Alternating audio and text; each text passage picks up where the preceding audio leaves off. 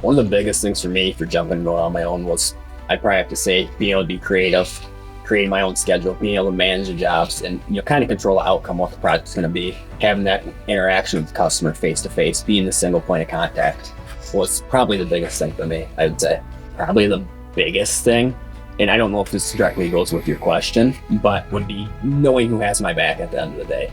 Knowing you can count on each other if somebody's in a bind, somebody's in a pinch and they need help, knowing you got a network there that supports you, whether they're in the same industry or not. Being a direct competitor, it doesn't matter. At the end of the day, there's enough work in this town for everybody. You might as well help those out. I don't want to come between a friendship. Business is business, and that's the way it is. And if you can't separate that, you probably shouldn't be, in business with each other, I should say. At the end of the day, it's saving you money. You don't maintain your fleet. You don't maintain your tools. You don't maintain your equipment. At the end of the day, that goes down and it's something that's preventable. It's costing you money. It's nice to have a challenge every day. And another big thing too is every day is a different task, different job. Not one day's the same. Want to bite on more than I can chew. Mm-hmm. And I don't want to provide a product or service to a customer that a year down the road, they're going to be like, what the heck? And I thought you did quality work. All right. Welcome, guys, to the 8th episode of the American Dream Podcast. I'm Blake Waters with Insignia Screen Printing. And then Cole Nelson, Maverick Construction. And I'm Josh Rogers with the Rogers Companies. Thanks, Josh, for being here with us today. So just kind of touch on a little bit of what we talked about last week. We talked about just the social media side of things and how important it is just pick up that camera and just start filming what you're doing and just posting it, getting it out there in front of people. You're not going to sell more jobs unless people know about you. So just getting your name out there and just kind of filming what you're doing and taking pictures and being active in the social media world is huge. Yep. And make sure you're adding value to those customers too. That's a big thing. Make sure that you're providing that value. There's no secret sauce, whether it's in the construction business or any of the other businesses, there's no secret sauce. I don't feel like you're sharing your secrets to it. Provide value to people and know what to look for on all aspects on that is a huge piece to that social content. Don't always try to be selling them something and asking them for business all the time. That just gets old and people get sick of the calls and the inquiries all the time getting, buy something from me, just kind of. Yeah, that's a big takeaway because it, just going out there and just talking about some of the different things that you've learned as a professional that maybe they don't even understand because they don't know what it takes to replace a roof and whatnot. And just don't think the competitors are going to be stealing your secret sauce just because you're talking about that. It's just more informative and just letting the customer kind of know those things is huge. We're just going to kind of keep rolling with challenges and stuff, just keeping people accountable. And the big one we've been talking about is the 100 challenge per day, working up to that. We started the first 2 weeks with just doing 25 new challenges per day. In the 7th episode, we talked about doing 50 challenges per day, and now we're up to doing 100 new challenges a day. So I just want to keep everybody accountable to that, because if you do that and you stick to that plan, you're going to have more work than you know what to do with. And that's what we're here for in business, just crush those goals like we talked about in the first episode. Definitely being accountable. I mean, we're starting to get into the time period here, especially with the nice weather we've been having. People are starting to think about, springtime, and people are kind of, we had some, 50-degree days here the other day, and people, everyone's demeanor gets a little bit better. And so making sure that you're been disciplined the entire year and you're staying disciplined, that's a huge thing. It's easy to fall off the ledge when, things get busy and everything else. So make sure you're holding yourself accountable on all aspects. Heck yeah. So we'll just kind of jump into some questions here for Rogers. Not everybody's journey into the entrepreneur world of the living the American dream, starts out the same way. You talked about really getting into the landscaping world at like age 16 and you were working for somebody. And what was one of the big things that made you take the jump from doing the 9-to-5 for somebody else and then doing your own entrepreneur journey?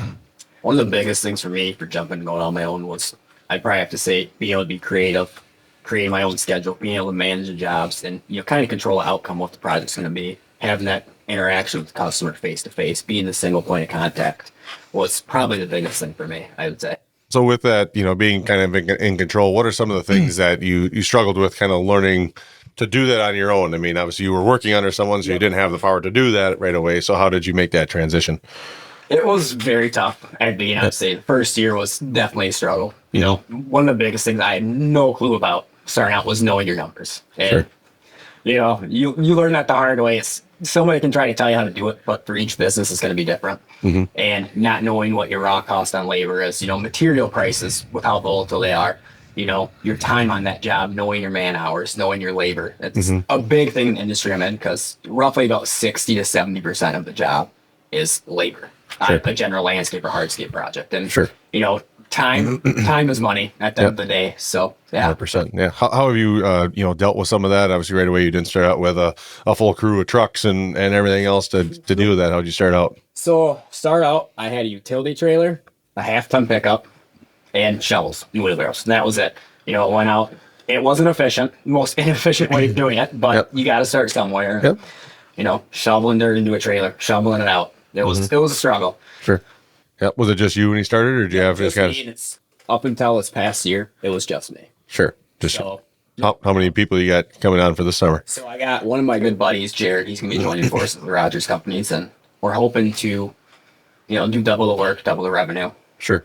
And a little equipment to the fleet as well. Yep, that's the goal. We just traded in our Bobcat MT100 for a brand new Whacker SM100. So productivity rates about 10% higher than that Bobcat. So hoping we see some changes there in productivity on the job site. Okay.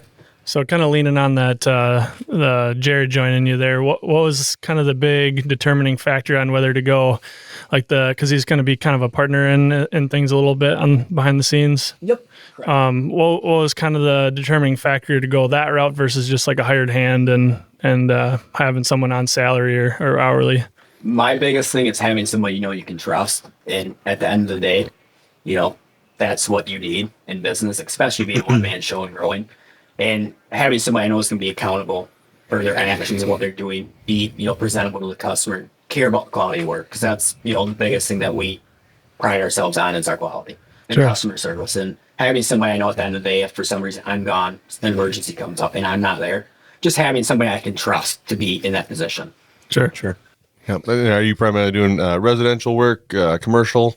A lot of residential. That's, I would say right now, probably 85% of our work is residential. Looking to get a little bit more into the commercial sector of things, more or less general landscape than anything. There's not really a big market in the hardscaping right now for commercial once it's new construct. Is it hard to get into some of those commercial accounts or what does that look like? It's been kind of a struggle. It's from year one up to, I think this is going on year 5 now. From year 1, zero commercial. Wasn't even a thought in my head. And, it built up a little bit. We have an in with a couple property management companies, which has helped a lot. It's not really consistent work, but it's there. And, we appreciate that, having, us be their first choice for their landscape services. That kind of all ties back to the networking and all about who you know and whatnot, kind of being able to open those doors that you wouldn't have had access to previously. Yep. I know you kind of do like a once a month meeting with some other like-minded people, and you kind of get together and get some dinner and whatnot. What has that been like? Adding value to their situations and kind of likewise for them, for you. It has been a great experience all around. You learn from each other, and I'm a big believer of, even with competitors, this and that, work with each other, not against each other. For example, one of the guys that comes to our meetings, or dinners, I should say, Lincoln, him and I partnered on numerous jobs. And it's, at the end of the day, your price is your price, and whoever gets it, and work together, and so on and so forth. But back to the dinner, it's been really good because you learn about other people's experiences, what you can do to better yourself and your company. Sure. And, provide them with some insights too if they have questions or whatnot. Sure. So with those dinners and stuff, has there been like one big key takeaway of like maybe something that you've learned from the group and experiences that other business owners have had that you wouldn't have maybe learned without kind of getting together with some of your competition and other businesses in the area? I would say probably the biggest thing, and I don't know if this directly goes with your question, but would be knowing who has my back at the end of the day. Knowing you can count on each other if somebody's in a bind, somebody's in a pinch and they need help, knowing you got a network there that supports you, whether they're in the same industry or not, being a direct competitor, it doesn't matter. At the end of the day, there's enough work in this town for everybody. Sure. You might as well help those out. Yeah, and having that core team, and maybe sometimes there's jobs that aren't really necessarily a fit for the size operation that they are, and you can kind of step in and kind of take over some of those. Yep. And, it kind of goes hand in hand where, I'll get a lead and it's not up our alley, pass it up to one of them, vice versa. And Sure. it works out well. Yep. It works out And really fit well. the needs of every company's at a different stage. So, Yep. yep. No, I think that's really awesome. I mean, So how do you decide who's buying dinner each time? Is that a card in the hat thing, or you just whoever did the best last month or something? Well, we've been doing some lunches recently. Normally the last person to show up buys. sure. I don't think it's been me recently. I haven't been too late. Yeah, lunches are probably a little cheaper than the dinners. Yeah, It might get a little spendy. Yeah, that can get a little expensive in a hurry. Yep. I'll be sure to be there nice and early on dinner time. Then. Going back to the partnership a little bit, there's obviously been, I've had different partnership things, and those are definitely difficult conversations. So you kind of mentioned that you had, been working with, the partner that you brought on. I guess, how'd you guys meet from the first place? Or was he in the industry? So I worked with him previously at another landscape company, and we both left that company, and I just started out on my own. Sure. And come to find out, 2 or 3 months after I started on my own, he was really good buddies with one of my good friends. So Sure. we kind of got to know each other a little bit more. Working with each other, we always had a great time. Sure. Both hard workers, he pulled his weight. Super hard worker, I'd say. And, you kind of see, when you know somebody that's going to be a good fit or not. Yep. And, got to talking more this summer about, a partnership and kind of exploring that route and whatnot. And it's kind of where we're at now. And Sure. Kind of work towards it, and yeah. kind of came to some mutual agreements on certain things. And the nice thing for us is we're both kind of blunt when it comes to things. So, we'll say what's on our mind and agree to disagree. Sure. That type of thing, and get over it, work with each other quick, Sure. type of deal. So, Yeah, no, I think that's really important to kind of set those expectations early, make sure you're on the same page, be able to have those hard conversations up front, and not let it boil inside and get to a point where it's not healthy at the end of the year. and one of my big things from the get-go, I told him, I don't want to come between a friendship. Business is business, and that's the way it is. And if you can't separate that, you probably shouldn't be, in business with each other, I should say. Yeah, no, that's definitely a good takeaway, to make sure that they have those conversations up front and again, establish those, expectations right off the get-go. So. As you kind of form that partnership and whatnot, did you ever have like doubts in your mind of maybe not to go that route, or was there things that you were really looking out for and like asking Jared to make sure it was a good fit at the end of the day? There was a lot of hour-plus long phone calls for, a couple months straight about going that route. And at first, I won't lie, there was a little bit of hesitation at first, and kind of, what route do I want to see Roger's companies going in? What, what track do we want to go down? And after doing some deep diving and talking with him, this kind of seemed like the right solution. And all in all, I think it's going to work out great having, 2 people on the site. We'll both be on job sites, we'll each have our own tasks split up and whatnot. And we're still working on the process of it's divided all that. It's new to both of us. So Sure. there's going to be some trial and error. But, one of the big things that I found too is implementing some new systems. We just upgraded our QuickBooks. I was big on QuickBooks Desktop. It didn't cost me yearly, our monthly fees. So I'm like, oh, it's cheap, and there's a saying you got to pay to play. And I'm slowly learning that. And upgrading that, the efficiency that I've seen, just sending off doing estimates, being able to send direct, kind of having that. I would say it's a CRM, but there's a little bit of that built into it. Sure. To where managing sales estimates, approvals, it's nice too. You can schedule follow-up emails. There's tons of different things you can do with the system to make your life easier as a business owner versus doing all this stuff. Oh, I got to send this person an email, this and that, when you can do it right from the system. Yeah, that's definitely big. And I've known you for a long time, and kind of knowing that you've had everything pretty dialed, even from the get-go of having your trucks numbered to your equipment and booklets of everything. Do you think some of that stuff kind of leads into the growth? And did you kind of have that stuff in mind when you're starting out to get it to this next level? Yeah, that's a big thing, is track, like you said, the numbers of trucks, tracking stuff, tracking maintenance, all that stuff. At the end of the day, it's saving you money. You don't maintain your fleet. You don't maintain your tools. You don't maintain your equipment. At the end of the day, that goes down, and it's something that's preventable. It's costing you money. Yeah, you end up losing money, even though you think you're saving money at the end of the day. And it all comes back down to organization. At the end of the day, And you'll see some companies that run completely unorganized. And if I want to be honest with you, I don't know how they do it. I'm kind of an organization freak to where everything has to be labeled. And, Yep. you know, I can pull out a job folder in 2 seconds and not question it. So with all your organization, do you think that's going to help you scale as you're adding Jared right now, and then, you know, in the future, potentially adding more crews and getting much larger? I think it most definitely will, because, you know, that organization is at the end of the day time. So if you got sitting on your desk, 20 estimates there, just sitting there waiting for approval, whatever, the time it takes to go through that versus having it in the system per se. Just use this as an example. You know, you're cutting your time in half at least. So, you know, on processes you follow, whether it's, you know, some companies load up tools right away in the morning, all that, just kind of your standard protocols you do as a company or operating procedures. Yep. You know, having them in line with that organization structure it'll save you time. And, you know, a lot of people don't realize this. So when you're not on a job site and you got people sitting around at a shop, whatever, that's not uptime. That's, you know, downtime. Downtime. Basically. Yep. You know, you're not billing somebody for sitting there talking crap in the shop. Yep. No, that makes sense. And I think I haven't known you for that long. Come to find out, we have a kind of a similar background, which is just kind of unique. The world gets smaller every day. But what kind of the next things that you're looking to do? I know you've been looking at some CRMs. You know, is that kind of the next step for you to take that, make sure that organization is consistent as you continue to grow?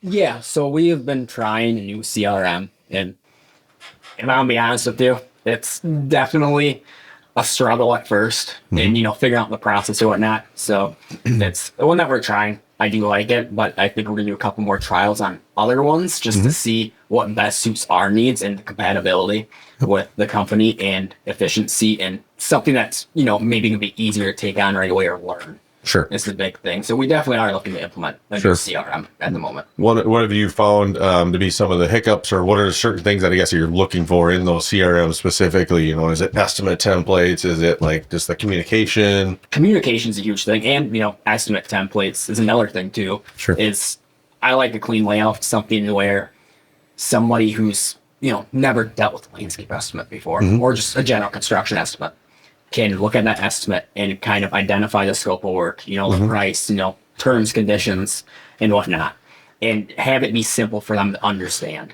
And let's be honest, I'm sure both of you guys know some estimate templates aren't very simple. Yep. You know, and another big thing is too is looking into a program. So we do contracts for every landscape project, just general contract, you know, payment terms, and conditions, etc. And we're looking into a system to make that contract system work better and smoother, because right now it's just a Microsoft Word template where you got to input all the info, and that adds time. Yep. Definitely efficiency and a little easier. You know, in the digital world, it's a lot easier to do e-sign or any of that kind of stuff. What are some of the things that you've seen that are definite like pitfalls in some of them? Is just User friendly, hands down. Too many features or something, or Yeah, make it complicated to kind of maneuver, navigate. Yeah. navigating is a huge thing. It's Sure. You know, I'm not the best with QuickBooks or any of them online systems, but like sitting there and you're looking at the screen like, what the heck am I looking at? What do I click on? You click on this, then you hit something, then you get put to another screen. Like you have to undo stuff, this and that, and, you know, learning that is Sure.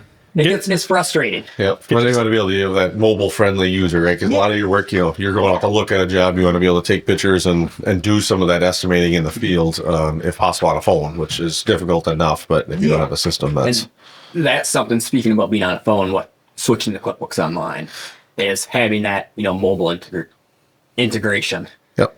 And being able to, if I'm looking at, you know, just grading 2,000 square foot a yard, I can do an estimate on the spot for that. It's pretty simple, straightforward. You know, being able to do that right then and there and just send it over, you know, that type of deal. It's nice to have that, or, you know, tracking mileage per se for, you know, tax deductions. Sure. That's another thing. It's the way mine's set up is my phone in my pocket when I drive somewhere, point A to point B. It's tracking my mileage. All I gotta do is go and approve the trip and put it under, you know, business, what's the category, or if it's personal. Sure. And it's nice to have that. It Yep. saves time versus doing a mileage log. Do you think having that QuickBooks Online and kind of being able to have it on your phone is going to kind of improve that customer experience at the end of the day as well? Kind of having that at the, you know, at your fingertips and being able to kind of be more active out on the job site? Yeah, I think it'll improve a ton. You know, another big thing on that aspect is change orders. You come across change orders on jobs.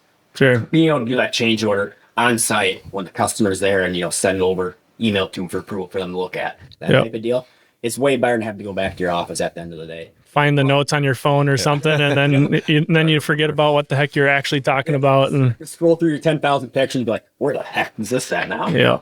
And notes, and it's back to the efficiency thing. It's, a huge thing. So kind of circling back on the customer experience side of things, we had an episode completely dedicated to that. What, if someone comes and they want some landscape done, what does that kind of look like for a customer experience side of things? Our process is pretty straightforward. You'll email, call, goes directly to me. Same with emails at the moment. And, we typically try to respond within a business day. During our peak busy season, June, July, August, the response time isn't always, within that 24 hours. We try our best to, but it can get overwhelming. But, once you submit a request, we might have a few questions regarding your project before we start a site consultation. And then go to a site consultation stage. We'll meet with you, go over, if you're doing a hardscape project, it's normally going to be 2 to 3 meetings just because there's some more details that get involved with product selection, providing samples. Sure. But, after the initial meeting, typically try to send an estimate out within a day. Now, the hardscape jobs is not normally a day, but, most on their work. A little bit more to it. Yeah, there's a lot more to estimating versus general landscape. And then we always follow up with our quotes too. I try to stay within a week range and, Sure. Send a follow-up email. Hey, just want to make sure that you received the estimate. Do you have any questions, concerns, or anything else that can help you with? And just try to give it a little personal touch too, so they know that we care about your business. We're not just wanting you to sign the dotted line and Not just a number. Yeah, you're not, it's about the customer experience is a big thing I'm about. Have you had maybe some customers that have come from other, vendors and companies in the Rochester area that have maybe enjoyed your customer experience and kind of went with you because of that? We definitely have. There's been a couple customers in particular that have had not as good of an experience at other companies and came to us and, hey, we need this done. We need to fit on our schedule. Let's get general landscape done per se. Sure. And they were so happy with our product and our quality and customer service that next spring they were calling us, hey, we want to do this. We want to get on your schedule. No, we're not going to worry about an estimate. We want to get on your schedule. And Sure. as much as I love that, I still like providing an estimate. Just numbers clear. Everything. Keep everything honest and whatever. Yeah. In that, kind of that customer experience you talked about, what are some other things that, kind of involve yourself in the community, even to kind of give back a little bit? Do you do anything in particular with that or had the opportunity? So this past Christmas season, we did a gift card giveaway to some families in need or struggling during the holiday season. I've done a little bit of volunteering at Ronald McDonald House over the past couple of years. And we're looking at diving into more giving back to the community too, to make a bigger impact, get the name out there. Yep. It helps a lot. Mm-hmm. It's always good to give back to the people that give you business. Yep. No, that's definitely a huge piece, especially in a smaller community setting. It's very important to do those things. So Yeah, we're fortunate enough to have the resources to be able to do that. So just being able to get out there and help where you can is definitely a bonus. Yeah, exactly. And it goes a long ways. What made you choose like the landscaping side of things instead of like going more that maintenance route of mowing and weed whipping and everything? The thing about the landscape design build is the creativity is endless. You can, if you put your mind to it, you can do it. You can do the most excessive patio and have it stand out, and there's not a single thing like that in the world. Mm-hmm. And just the creativity to it, the design. And, there's a lot of thinking that goes involved when you're talking grades, different grade changes, different heights. There's a lot of math and thinking that is involved with it. So it's nice to have a challenge every day. And another big thing, too, is every day is a different task, different job. Not one day is the same. Yeah. Are you planning as you continue to grow? Is that something that you want to, continue on just hardscapes, or are you looking into getting, into just the mowing the grass and weeding? Thought about doing maintenance a little bit, but it's not really my cup of tea, if I'm being 100% honest with you. Yep. I mean, I don't mind mowing the lawn at home. Not a big deal. But to do that every day, it's... Now, if it was something that we would see as a value to our current client base, it would definitely be something I'd take a deep dive in and run some numbers and kind of see how it's going to pan out. But at the moment, there's nothing in the works for that. Sure. The clients usually, I was just asking just so sometimes people want the holistic, thing. They want you to come in and do it all. Do you get that question at any point? I have some, not so much with like hardscape work. Sure. The general landscape. Okay, we want to put new edging in. Oh, we want irrigation. We want, lawn care service. We want snow removal. Then Sure. we started out doing snow removal, but that's out the window now. That's enough. Yep. But it's one of them things I can see that from a customer standpoint, wanting a full package. Mm-hmm. Like I said, I would be open to exploring routes to give that full package. Sure. But, with not having the manpower to provide that, going from doing hardscapes one day to lawn care maintenance, Yep. Two different things. Yeah. You gotta get your network too, where I'm sure you have people you can refer to those people and kind of stay in your lane and do that. So yeah, the networking thing's a huge thing. And being able to, like you said, give referrals out, that's huge. yep. Oh, definitely. Has it been hard to kind of tell some of those customers no to kind of keep your business aligned with your goals and everything? It definitely has. There's been, in particular, a few jobs that I've turned down that, looking back, it's like, I wish I would have done this job, or, But in the big picture, maybe that opportunity wasn't exactly where the business needed to go. yeah, or we weren't capable of performing that service, like large scale retaining walls. But still, we're working our way into it, Sure. Your big 10, 12, 15 foot tall walls, we're working our way up to that point. But Yeah. We're a little different animal than you're. yeah, your normal, you get into engineering, all that fun stuff, and it can become a headache. Yep. I mean, that goes to show just the type of like business and person you are in general, just like not taking the opportunity just because there's money, there's dollar signs right in front of your eyes. So like having the right head on your shoulders to be able to tell that customer a true, honest, answer to that, and maybe directing them to some of your networking people and whatnot. Yeah, and I'm big on that. I don't want to bite on more than I can chew. And I don't want to provide a product or service to a customer that a year down the road, they're going to be like, what the heck? I thought you did quality work. Yeah. I thought it was good service. If we aren't capable of doing that, I will try my best to point you in the correct direction. Can't guarantee it. Yeah. 'Cause you only got such a big network, but That's all a customer could really ask for, though, is just honesty and, being okay with being pointed in the right direction and whatnot. Yeah, no, I think that'll definitely set you apart. Years down the road, people appreciate that answer when you give it to them. And you're just kind of building that continued trust with those customers. Because if you did take that on, it only takes one job to spread that. Your work is a quality or whatever it is, and even though you might not have got there, or even worse, try to avoid those. At all costs, but. So we're kind of getting down here on some time. Is there anything that maybe you wanted to leave if anybody's like looking to make the jump and do the whole entrepreneur, living the dream type of mentality?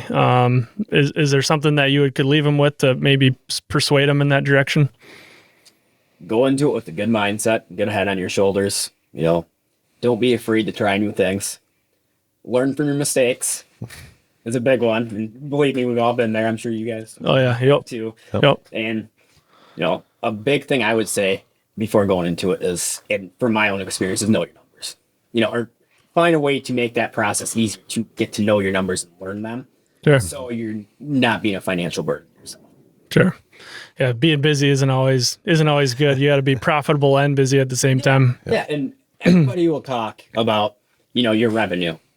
At the end of the day, revenue isn't what the number you really need to be looking at. It's your profit margins. Yeah. Well, there's a lot of overhead costs that come in that people don't think about. I mean, I'm sure you do with, DOT, insurance, all that stuff. And there's not a single one of them that's cheap or easy to get around. So knowing those, not just, people throw the big dollar signs on the estimates and think that it's just all the money, but I think it's a huge equipment, tools, trucks, all your investments and stuff. I mean, it adds up real quick. Yeah, no, definitely gets very expensive. So.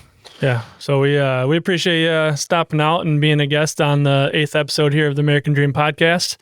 Hope everyone enjoyed this episode, a little deep dive on the landscaping world and a little bit of the do's and don'ts out there. And appreciate the kind of touch on the networking side. That's definitely a unique story there. If anybody's listening there on that, just to kind of learn from that, keeping your competitors close and just kind of networking with them, being able to use them and let them use you as well is a big takeaway.